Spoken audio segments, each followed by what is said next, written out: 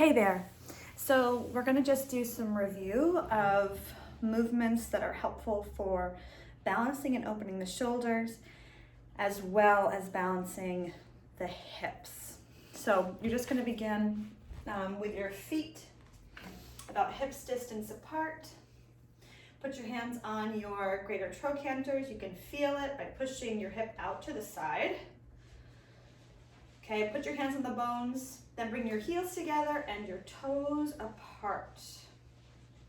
Once you have your toes apart, slide your hands down to where you feel like the edge of your gluteus muscles. You feel a little pop into your hands.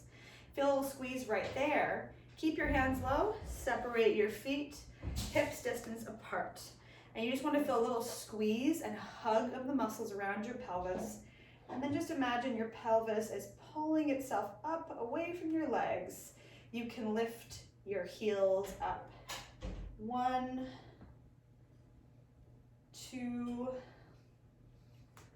3, 4,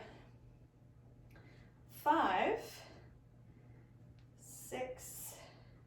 And just keep feeling a little pulse where your hands are, a little squeeze and narrowing of your sits bones, which will start to bring your femur heads posteriorly, even just a little bit. And then we're going to pause right there.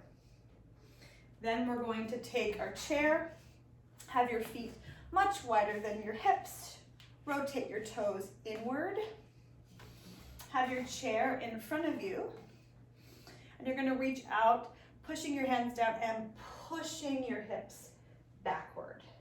Your toes are pressing down, and that's the most important part. And then you're just going to pull yourself back up. This is an active stretch.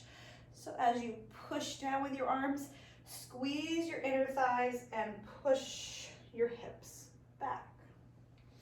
Come on up.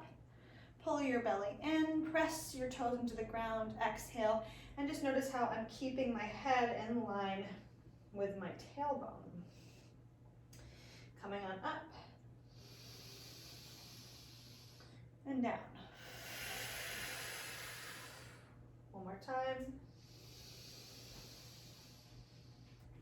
And down.